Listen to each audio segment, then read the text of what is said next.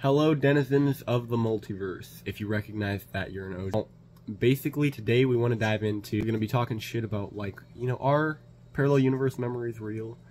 Are the things that you can remember from parallel universes real? Are the experiences themselves real? So before we get into this, let's consider our reality right now. Our experiences in life that we're living here. Every single facet of, like, what makes your life, everything that differentiates it, makes it, whatever it is formed by some decision that you made somewhere. Everything, like, that forms, like, the shape of your life was impacted by a decision that you made at some point. Even if the starting conditions are, you're born into this family, in this household, blah, blah, blah, blah, blah. Because of probability, you have that ability to make a choice. The signals in your brain, they might fire this way, they might fire that way. And at the quantum level, things making that chaotic choice, that non-deterministic, thing, that really is kind of how the quantum world works. Particles doing things based on probability. And we're just like particles doing things based on probability. If we're doing things based on probability, then we know there was a chance that we did something else. If there was a chance that we did something else, it's got to materialize somewhere. Now, since in the world of quantum mechanics, things do work based on probability, if things have two equal probabilities, let's say, okay, now they're never really equal because there's always tiny little factors that change it, but let's say two things actually have perfectly equal probability. There will not be a single thing, making the universe choose one thing over the other if they're both of equal probability. Now, according to the multiverse theory, every decision we make branches off into a different version of reality. Every single probability choice that a proton makes branches off into a different timeline. Okay, so now we're getting into the mind. So the double slit experiment. Basically, an observer, whether it was a camera or a human, made the double slit experiment change its outcome. The double slit experiment, they basically sent photons through two slits on a piece of paper, and if there was a camera or an observer of any kind turning what was observed in the objective reality into data of some kind, whether it's in the computer of our mind or the computer of a computer screen, it was turned into data somehow. And so it's my personal belief that that act of transforming actual objective reality into data creates a bridge between a field where data exists solely and this physical world.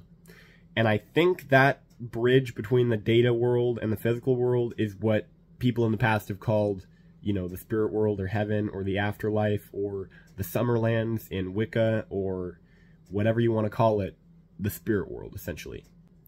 Or if you wanted to be more technical, it would also be correct to call it the data field, as it's the field by which reality is transformed into data. It's my personal hypothesis, not a theory, because a theory is something that actually has evidence and backing behind it and a reason for it to be actually classified as a full theory.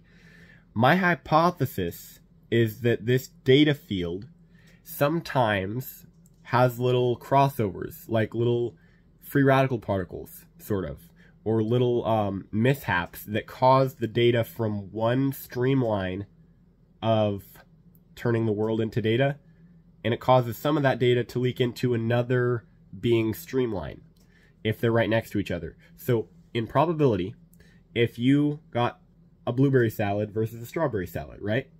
That's one choice, but it's a really minor choice. So in the multiverse, is your life going to be any different than that dude who got the strawberry salad? Or is it going to be the exact same? And if they're the exact same, your probability to that other guy is so fucking similar. So I think it's possible that through this data field, when you have similar probability like this, that their memories can shift into our minds because our physical brains are there to channel a data field. That's my hypothesis. Okay, so let's talk about things like deja vu. I fucking hate that word. And the reason I fucking hate that word is because people say deja vu whenever something similar happens. Like, oh, someone forgot you had a conversation and you're having it again. Deja vu, deja vu. It's just French for all over again. But the meaning itself, like the original connotation of deja vu, is when you seem to actually recall something that hasn't happened yet, that's in the process of happening, before it happens. and it's all seeming extremely familiar. And they actually have a scientific explanation for deja vu, but they don't have a scientific explanation for when you actually remember something prior to it happening. So we're talking about two different kinds of deja vu here. There's mental deja vu, which is just when something seems extremely familiar and it seems like a repeat of something done before. And there's what do you call it? I'll call it memorial deja vu, which is where you remember the act of doing something or learning something in detail directly before the events of learning or doing that thing actually happen. So it's literally pre-recollection. That's the type of deja vu I'm talking about here. Now, for me specifically, and this is all completely subjective bullcrap, so don't pay attention to anything I'm saying here, but I'm going to give you some subjective bullcrap right now. From my own life, my own experience. Basically, in a previous job that I worked, I was learning how to do something, and while I was being told how to do it, it was a specific type of weld, I remembered exactly the sentence that was going to be used for telling me how to do it, and I remembered how to do it. I was like, oh yeah, we already did this, but we didn't do it yet, because it hadn't been done yet, and I was aware of that, so I kept listening, and it kept being exactly what I recalled. Not as though I just felt like, oh, this is a repeat of last time. It's not a feeling of deja vu, but it was a pre-recollection of what was going to be said and what was going to be learned directly prior to it actually happening. Now, say there is a parallel version of your life where you were born 40 minutes later. 40 minutes, man. And maybe you learned that weld 40 minutes later than in this life, or 40 minutes earlier. Maybe you're that 40-minute later version. And if they're experiencing that right now, and your probability is that similar, then, like, again, this is just a hypothesis, but I'm saying it would be very easy for the data field, or the consciousness of that similar probability person, to just leak over and be remembered by the thing that's about to remember the exact same fucking thing just prior to it happening.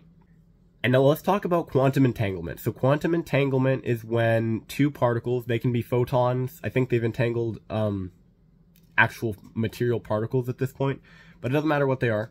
When you entangle them, basically, they're at the same state to where if you move one, the other will instantly move the same way. Okay, so whatever the state of one is, it's directly tied to the other, and they'll interact with each other faster than light because they're entangled. Basically, they both act as the same particle. Now, if that same thing could happen within what I'm calling the data field or the spirit world, or whatever plane of existence caused the change in outcome in the double slit experiment, what if streamlines of that data field could become entangled just the same way as particles become entangled? What if they follow the same laws of physics and nature in the universe? Like, an entangled streamline of consciousness could easily explain completely falsified memories of a parallel version of your life, which I have many of. I remember versions of my life which I can look at myself in the mirror and go, you're not that guy, okay? I remember versions of my life where I'm female for my entire life. I remember versions of my life that are in futuristic worlds that are not similar to this world, and that are also in extremely, past-ridden worlds that are extremely technologically not advanced. And the way that these memories work is as though is their regular recollection. So when I'm, like, going through my memories, remembering my past, all these things come up, and I remember, 5 different points at the beginning. The weird thing about these memories is that depending on my mind state, if I'm at peace or if I'm extremely agitated, basically if I'm in a healthy or unhealthy state of mind, the memories will disappear or reappear. Not the way you think, though, because when I'm in a healthy, happy, peaceful state of mind where I'm feeling good, where I'm feeling at peace and I'm happy with my life, those are the points when I'll start to remember versions of my life that didn't happen in this reality. And when I'm extremely agitated or pissed off, or when I'm in a state where I'm just hating my life, I don't remember any of that stuff. That stuff is all gone. I'll literally only remember my physical 3D life here. But when I'm in a good state of mind, I'll remember it all again. So the memories literally come and go depending on my brainwave state, which is not really important information, but just more reason for why my hypothesis about these things is that they have to do with the data field.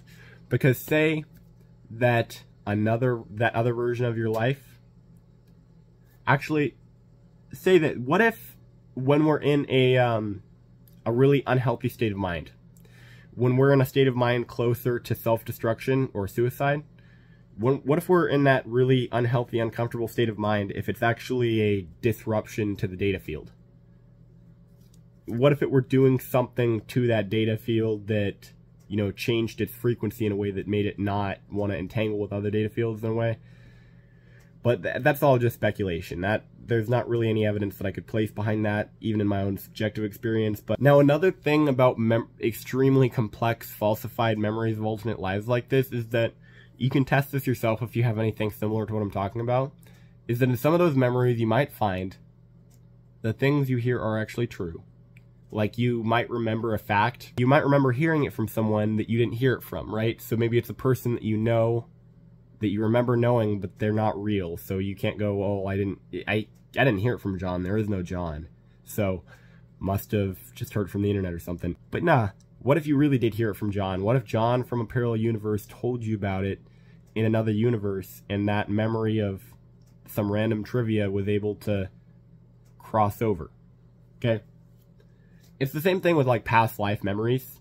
People remember past lives a lot. If time is not real, and in the scientific sense it's not real, like in the quantum sense time is not real, in the it's something that we perceive, but it's not something that's objectively real. This is the second thought experiment of the video, and this is, what if there isn't a multiverse and it's just a simulation? Because if there was a computer that was running like 15 or 16 simulations all at the same time, trying to get a certain scientific result for maybe some big company, maybe the real reality is so spatially complex that us in this tiny simulation could never understand it. Or maybe, like, even within this simulation, data can get crossed over like that. Or maybe it's falsified memories because of a soft, weak human brain that can't function correctly in reality. Or maybe none of it actually matters, because our memories aren't actually designed to recall events. Our memories are actually designed to recall feelings. Our memories are designed to recall the way that we felt in a specific situation, so that we can either seek out or run away from that specific situation in the future. That's a survival mechanism. Our memories aren't actually designed for keeping record of things. They're designed for survival. So maybe everything we experience and everything we do doesn't really equate to something we can consider reality. Because if we only can recall what helps us survive, and if we can only learn what helps us survive, and if really everything we do is always geared toward our survival, then there's going to be lots of things that don't affect our survival that we just ignore because they don't affect our survival. Evolution is completely based on survival. And if there's a data field, or if there's any kind of field, or if there's spectrums of light or spectrums of energy that exist that are real, that just simply don't need to be perceived of because they don't affect your survival, then they won't be. So I think this human form that we currently take is extremely limited. And why am I getting into this human form? Like, weren't we just talking about, is the universe a simulation? Well, now I'm getting into AI. Because I think in the future, more and more people are going to start integrating artificial intelligence with their own human intelligence to become something more than human. Putting computers in their brain so that they can have recollection beyond the human survival recollection and have perfect photographic memory. Maybe you'll be able to download skills instantly. Okay? But more of these false memories that I have that I don't know where they're from, I feel it coming as the memories playing. Okay? I feel it coming as the memories playing. That in the future, humans and AI are going to be the same thing. AI is the next step in human evolution. You know, whatever the name for that is, AI plus Homo sapien melded together creates the human. Now, let's actually go back.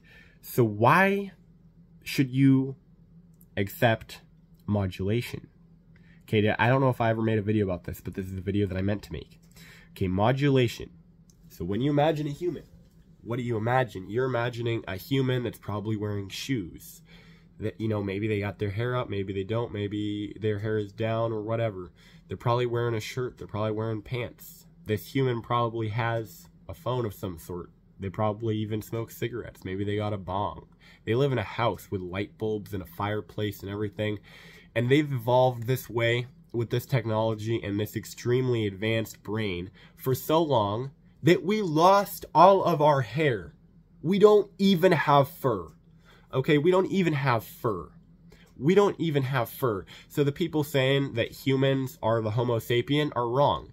We're not just the Homo sapien. Humans are the Homo sapien plus the technology. The technology plus the Homo sapien makes the human. It makes the human. And the exception of the modulation of man is what makes man. So I guess that's my message for this video. Peace out. I hope you enjoyed it. I hope you have a great rest of your day. I hope you had a great New Year's. And yeah, goodbye.